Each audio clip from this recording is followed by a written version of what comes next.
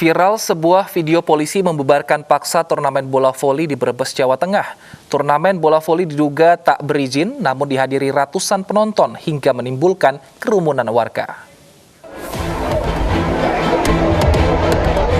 Ratusan warga berduyun-duyun membubarkan diri. Mereka tengah asik menonton turnamen bola voli antar kecamatan di Desa Kretek, Kecamatan Paguyangan, Kabupaten Brebes, Jawa Tengah. Untuk pelaksanaan acara turnamen voli yang ada di Desa Kretek dihentikan, dihentikan sekali lagi. Ya, Kapolsek Paguyangan membubarkan paksa karena turnamen tersebut tidak memiliki izin dan menimbulkan kerumunan. Karena informasi dari warga masyarakat bahwa ada kerumunan tentang dilaksanakan pertandingan voli. Dan kami bersama Pemerintah mendatangi, ternyata ada terdapat kerumunan dan langsung kami bubarkan. Kami mengambil langkah-langkah demikian untuk mencegah adanya penyebaran COVID yang semakin meningkat. Ini adalah masalah izin beliau Pak Kapolsek untuk diumumkan. Dan saya tahu Pak Samad mungkin sudah menempuh izin semuanya gitu. Saya pikir sudah menemui izin semua karena saya ini baru. Oh iya. Saya baru di sini, sehingga pada waktu ketemu dengan beliau Pak Mujib plus H-2, katanya memang ya artinya omong-omong punya omong, karena intinya kemauan rakyat dan saya menyampaikan menghimbau tetap pakai izin yang lengkap.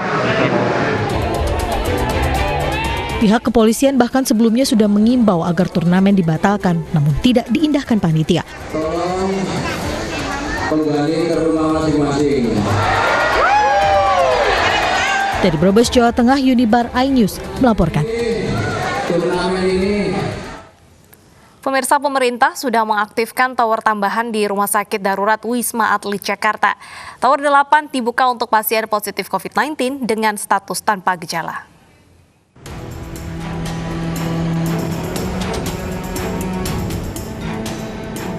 Tower 8 Wisma Atlet sudah dibuka untuk pasien positif COVID-19. Tower ini diperuntukkan pasien tanpa gejala dan warga negara Indonesia yang datang dari luar negeri. Berbeda dengan lokasi lainnya, Tower 8 Wisma Atlet ini terletak di kawasan Pademangan, Jakarta Utara. Tower 8 memiliki kapasitas tempat tidur sebanyak 1.539 unit. Di lantai 1 akan diperuntukkan sebagai tempat IGD. Sebelumnya pemerintah telah membuka Tower 4 dan 5 Rumah Sakit Darurat Wisma Atlet pekan lalu dan diperuntukkan bagi pasien terkonfirmasi positif dengan status orang tanpa gejala.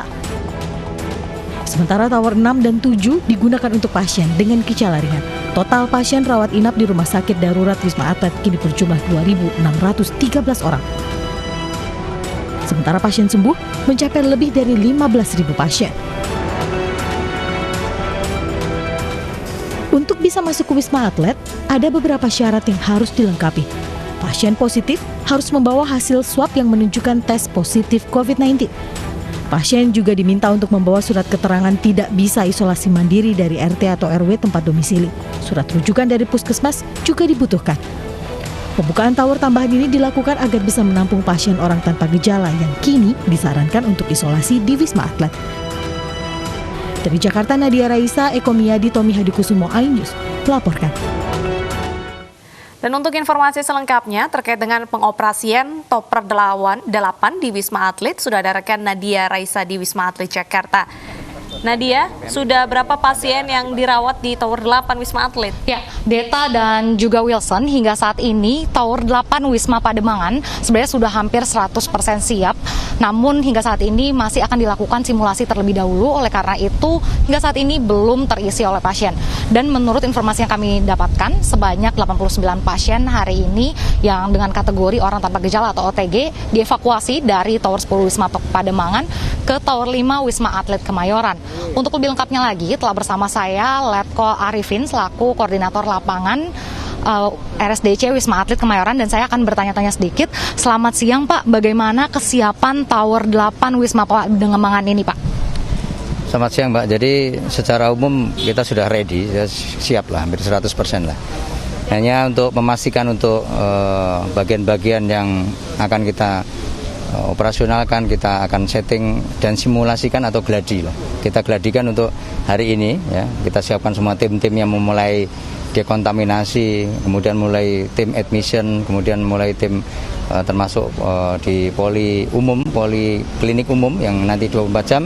Karena ini sistemnya adalah sama dengan tower 4 dan 5, karena tower 8 adalah membackup tower 4 dan 5, sehingga ini satu kesatuan. Sistemnya adalah sama yang kita lakukan di tower 4 dan tower 5, baik admissionnya, kemudian alur-alurnya, terus sistemnya akan kita samakan dengan yang ada di tower 4 dan tower 5.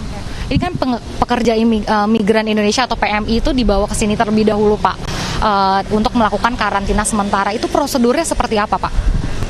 Kalau untuk prosedur dari bandara menuju ke sini yang sudah kita dari awal yang sudah kita ketahui memang jadi dari bandara nanti ada tim dari KKP yang men-screening awal di sana, dilakukan rapid test.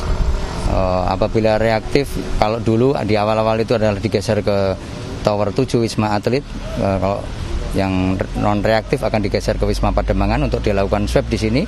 Kemudian nanti kalau positif akan digeser ke tower 7 Wisma Atlet juga. Tetapi kalau negatif, jadi bersifat sementara untuk di Wisma Pademangan ini adalah untuk repatriasi, untuk artinya untuk menunggu sambil karantina menunggu hasil swab itu keluar. Tapi untuk pastinya nanti ke dokter Benget yang orang KKP, dokter di KKP bandara nanti bisa menjelaskan dari Kementerian Kesehatan. Oke Pak, baik, ini kan juga ada peraturan dari Kementerian Kesehatan kalau misalnya ternyata sekarang itu jika sudah 10 hari melakukan isolasi itu tidak perlu di swab lagi. Apakah itu benar dan itu bagaimana Pak? Memang kita laksanakan aturan Kementerian Kesehatan, keputusan Kementerian Kesehatan ya 413/2020 tentang pedoman isolasi pasien yang orang tanpa gejala. Orang tanpa gejala memang akan diisolasi selama 10 hari.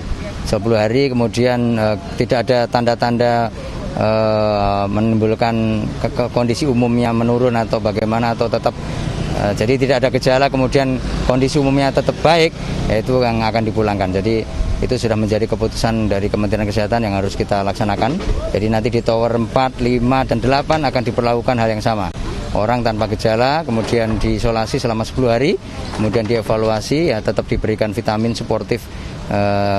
Terapinya adalah terapi vitamin, multivitamin seperti itu, kasih olahraga, kemudian psikologi juga ada, kemudian nanti dalam waktu 10 hari akan ada penilaian dari dokter DPJP selaku penanggung jawabnya. Kalau kondisinya bagus akan dipulangkan, seperti itu. Ya. Oke Pak, lalu untuk Tower 8 ini sendiri apakah nantinya untuk PMI yang dengan kategori OTG saja atau bisa untuk se-DKI atau bagaimana nih Pak? Ya, Tower 8 difungsikan memang untuk backup Tower 4 maupun Tower 5, sehingga yang diterima di sini yang memenuhi kriteria warga negara Indonesia tentunya. Warga negara Indonesia dengan maupun warga Indonesia itu meliputi apa? PMI juga termasuk kan. Kemudian warga Jakarta, Jabodetabek termasuk, pokoknya warga negara Indonesia dengan confirm positif.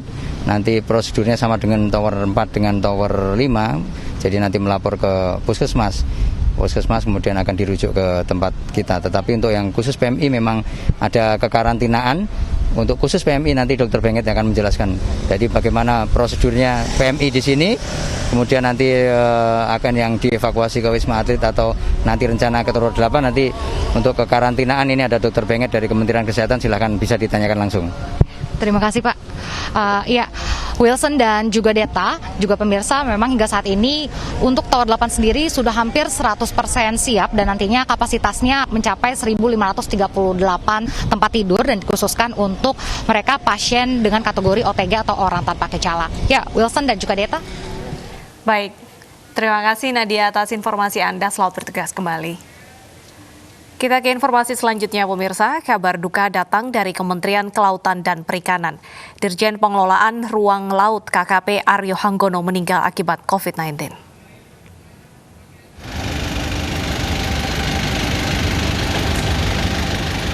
Informasi ini dikonfirmasi oleh Kabiro Humas dan Kerjasama Luar Negeri KKP. Dirjen PRL Aryo Hanggono dinyatakan positif sejak 9 September lalu dan telah menjalani perawatan. Kondisinya sempat menurun dan masuk ICU hingga beliau menghembuskan nafas terakhir di RSPAD pukul 4:50 waktu Indonesia Barat, tepatnya pada Senin pagi tadi.